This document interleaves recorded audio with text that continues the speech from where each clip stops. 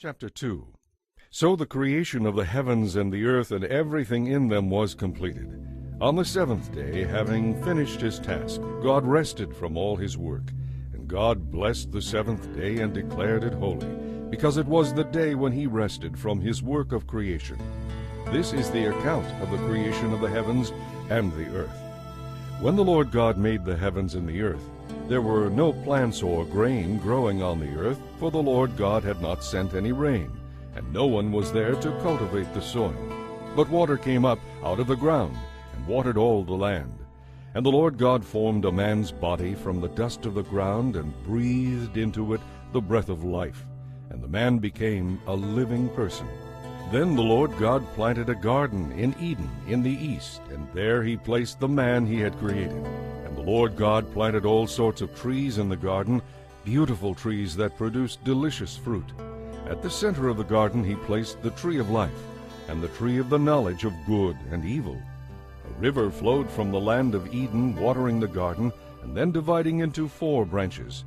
One of these branches is the Pishon, which flows around the entire land of Havilah, where gold is found. The gold of that land is exceptionally pure. Aromatic resin and onyx stone are also found there. The second branch is the Gihon, which flows around the entire land of Cush. The third branch is the Tigris, which flows to the east of Ashur. The fourth branch is the Euphrates. The Lord God placed the man in the Garden of Eden to tend and care for it. But the Lord God gave him this warning: You may freely eat any fruit in the garden, except fruit from the tree of the knowledge of good and evil. If you eat of its fruit, you will surely die. And the Lord God said, It is not good for the man to be alone. I will make a companion who will help him. So the Lord God formed from the soil every kind of animal and bird. He brought them to Adam to see what he would call them. And Adam chose a name for each one. He gave names to all the livestock, birds, and wild animals. But still there was no companion suitable for him. So the Lord God caused Adam to fall into a deep sleep. He took one of Adam's ribs and closed up the place from which he had taken it. Then the Lord God made a woman from the rib and brought her to Adam.